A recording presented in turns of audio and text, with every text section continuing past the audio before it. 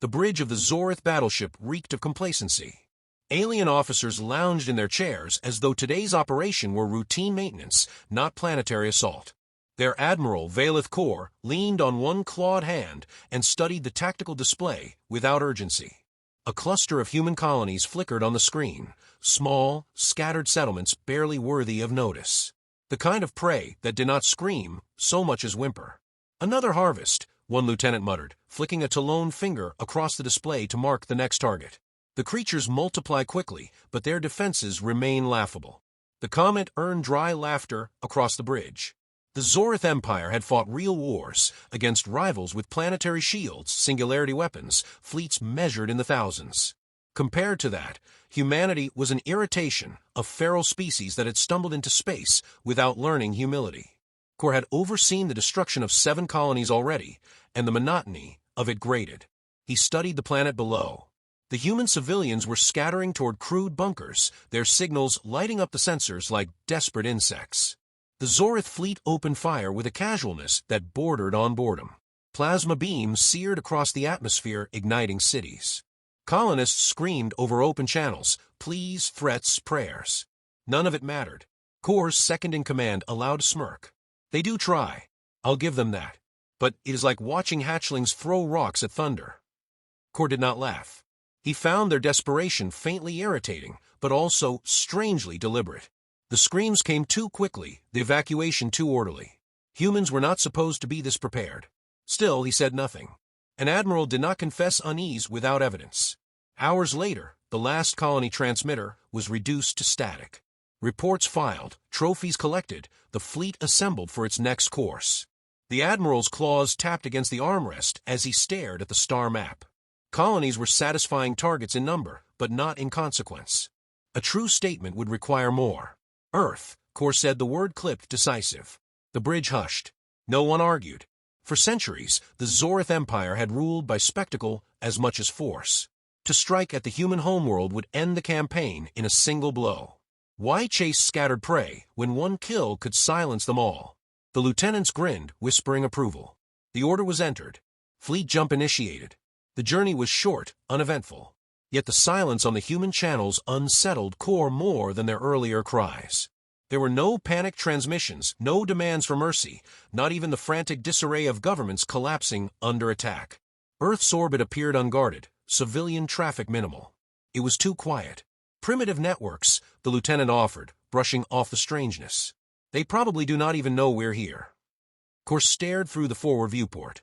Earth turned slowly in the void, blue and green, fragile and unassuming. By every calculation, this world should have been trembling under the threat above it. Yet its silence pressed heavier than its screams ever had.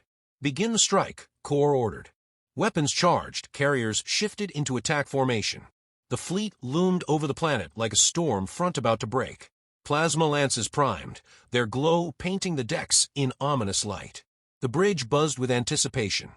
A strike here would mark the end of this primitive nuisance once and for all. Then the sensors stuttered. Kor's eyes narrowed. Across the tactical display, lines of static crawled, system feeds faltering. Communications began to drop, first one ship, then another, then half the fleet cut into silence. Navigation locked, controls freezing mid-command. A sudden flood of interference rippled across their instruments, precise and coordinated. "Malfunction," the lieutenant barked. "No," Kor whispered, feeling the cold edge of realization slice through his composure. "This is control." On the viewport's edge, a shadow stirred. At first, it seemed an asteroid, then a distortion, then something incomprehensibly vast shifting into clarity. Armor dark as midnight, lines of light coursing across its hull like veins of fire. It dwarfed the Zorith battleships not by a margin, but by an order of magnitude. The air on the bridge seemed to thin as the shape resolved fully. It was a warship. Human. The crew froze in disbelief. "That can't be," someone whispered, voice breaking. But there it was, silent and immovable, its presence bending the void itself. The human vessel made no threats, issued no warnings. It merely existed, and its existence upended everything the Empire believed about this species. Kor's claws dug into the armrest until metal groaned beneath his grip.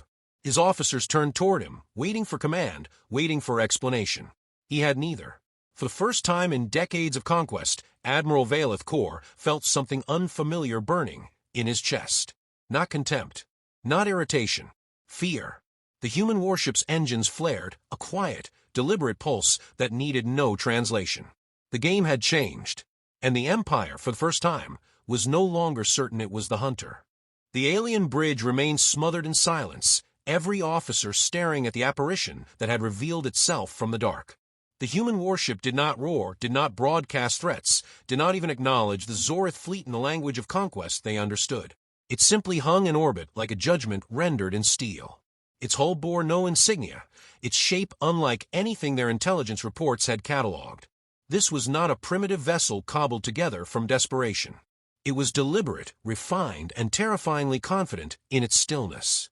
A single channel opened across the Zorith flagship's comms. The voice that came through was calm, level, neither gloating nor panicked. Zorith fleet, you are trespassing in Terran space. Stand down and withdraw. The words rolled over the bridge like an executioner's decree. Not shouted, not barked with the frenzy of defiance, but delivered with the certainty of someone who knew the outcome long before it began. Kor clenched his jaw. Translate again, he ordered, as if the voice might shift its meaning under scrutiny. It did not. The humans had spoken plainly. His lieutenant hissed through his teeth. Bluff. A single ship cannot oppose the Empire. Yet even as he said it, the words fell hollow. Kor forced his gaze from the viewport and onto the tactical display. He wanted to see weaknesses, fissures, something to justify his order to fire. Instead, he saw precision. The interference crippling his fleet had not come from chance. It was being controlled. Systems that should have been untouchable were now locked in foreign algorithms, guided with an intimacy that suggested the humans had studied Zorith technology long before this encounter. The human voice returned, quieter now, almost conversational. You believe the colonies were ours to protect. They were not. They were a mask. Every strike you made was expected. Every loss accounted for. Did you think we would allow you to chart our movements without cost? The weight of the words struck harder than plasma fire. Kor felt his claws dig into the console. Decoys. They had been baited, every raid nothing more than a stage performance to lure the Empire's attention away from the truth. He felt the bridge around him shift, subtle tremors of doubt spreading through his crew. Another voice entered the channel, this one different, deeper, measured with an authority that cannot be faked. Admiral Elias Keller of the Terran Defense Command. His name was not given, it was unnecessary. There was something in the cadence of his tone that announced itself more effectively than any title. You mistake restraint for fragility, Keller said. We built in silence because you were watching. Now you have forced us to show you what silence can create. The alien officers fidgeted, their arrogance wilting into disbelief. Kor studied the face that appeared briefly on the hollow display, a human older, marked by scars that spoke violence endured rather than avoided. His eyes carried no hatred, no triumph. Only inevitability. Fire, Kor ordered, snapping the spell. The fleet obeyed, lances of plasma roaring toward the Terran warship. For a moment the old balance reasserted itself, Zorith power unleashed, the Empire's will delivered in fire. Yet before the beams struck, they dissolved into nothing, redirected by invisible barriers. The human vessel had countered them without effort, scattering destruction like smoke in a gale. Panic rippled through the bridge. Officers scrambled across their consoles, desperate for explanations.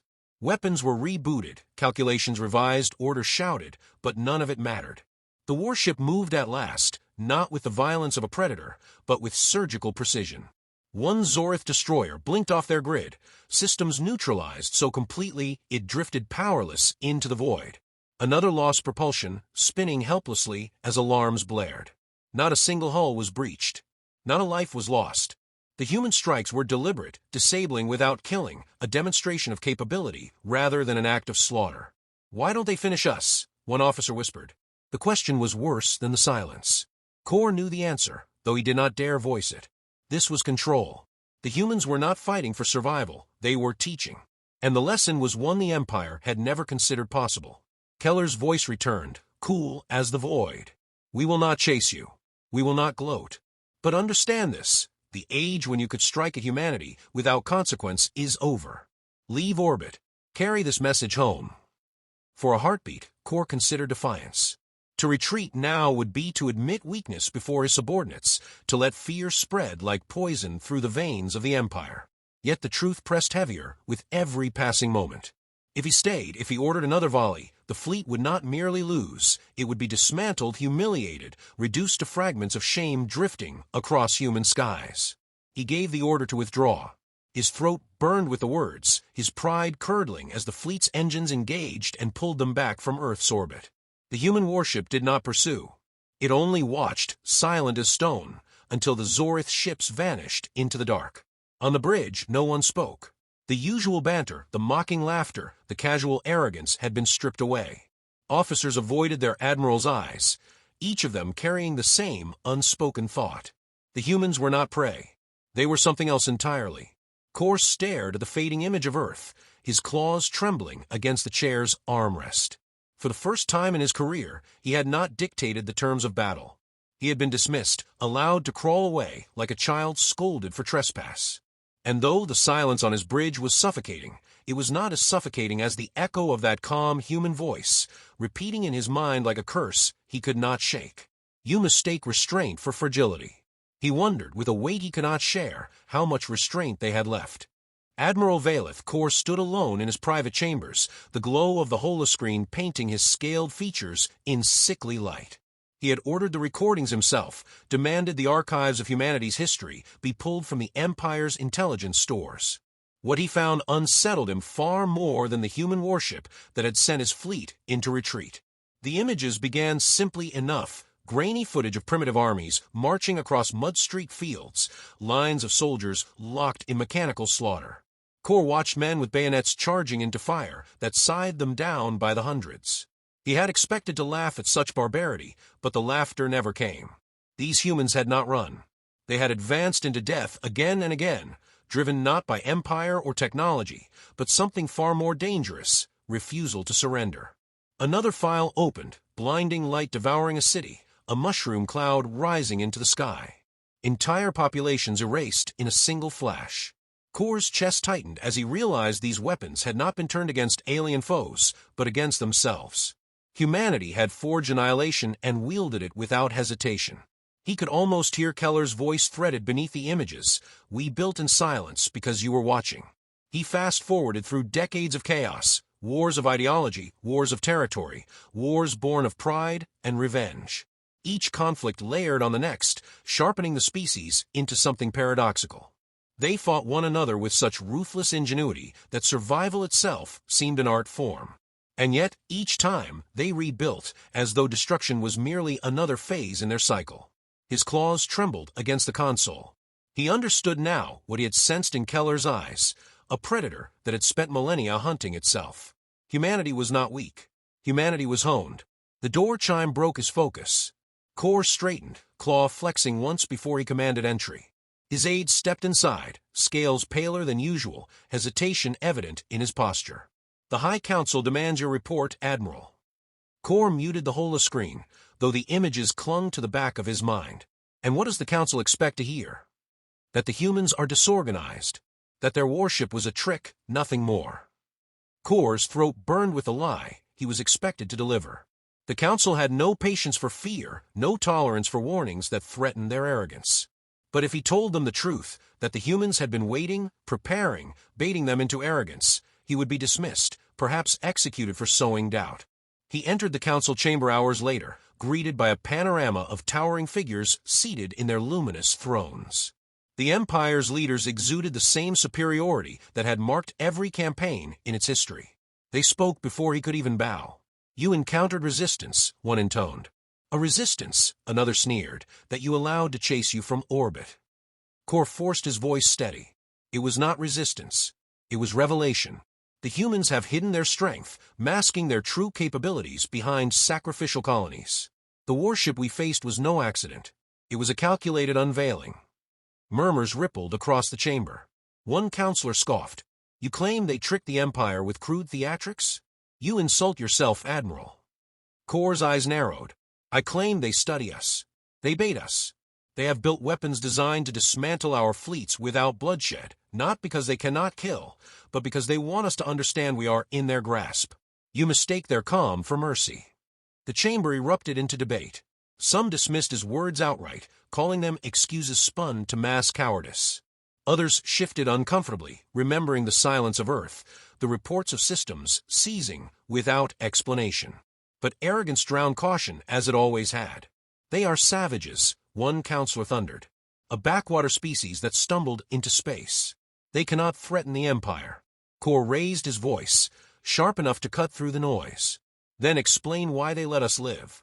Explain why they allowed my fleet to retreat rather than burn us from the sky. That silenced them, if only for a moment. Yet silence in the council chamber was not agreement. It was calculation. The most dangerous of them leaned forward, eyes glittering with pride sharpened into cruelty. You will not spread this weakness further. You will prepare the fleet. You will return to human space. And you will prove that the Empire bows to no one. Kor bowed, because defiance here meant death.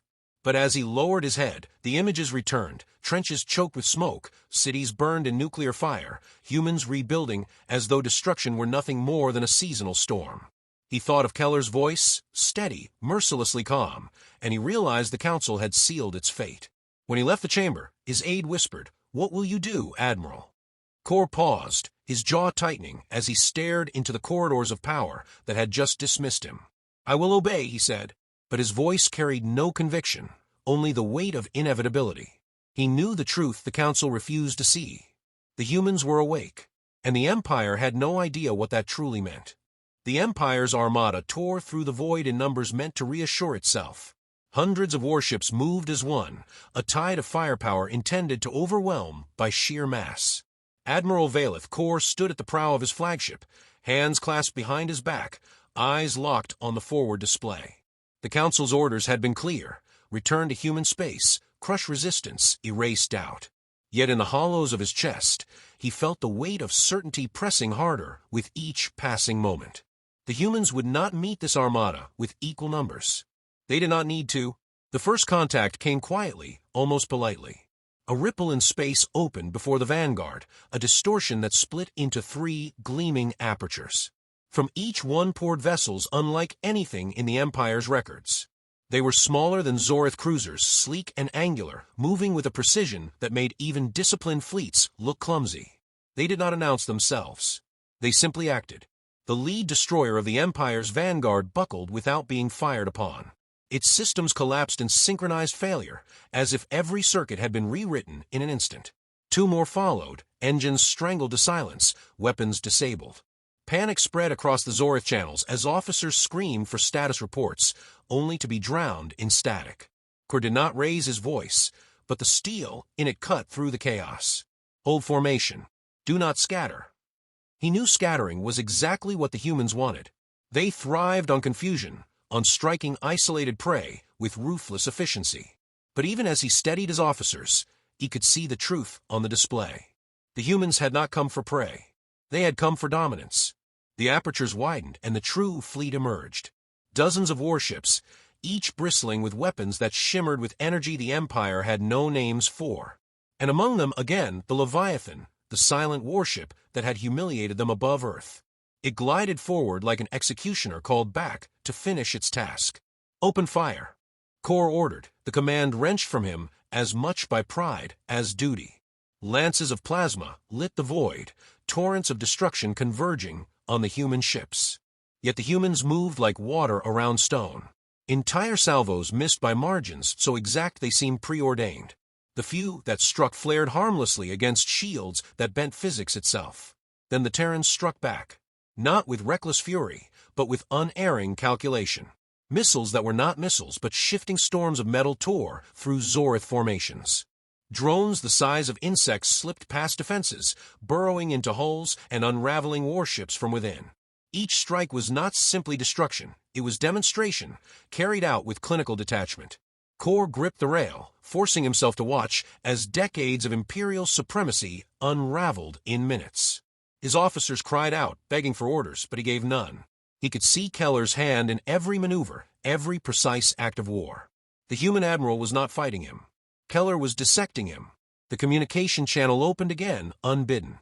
Keller's face filled the display, calm and composed, framed by the sterile light of his command deck. "You were warned," he said. No anger, no mockery, only the inevitability of truth spoken aloud. This is not conquest.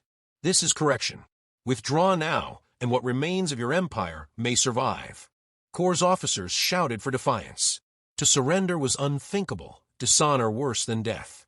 Yet Corps saw their faces pale in the flicker of failing lights.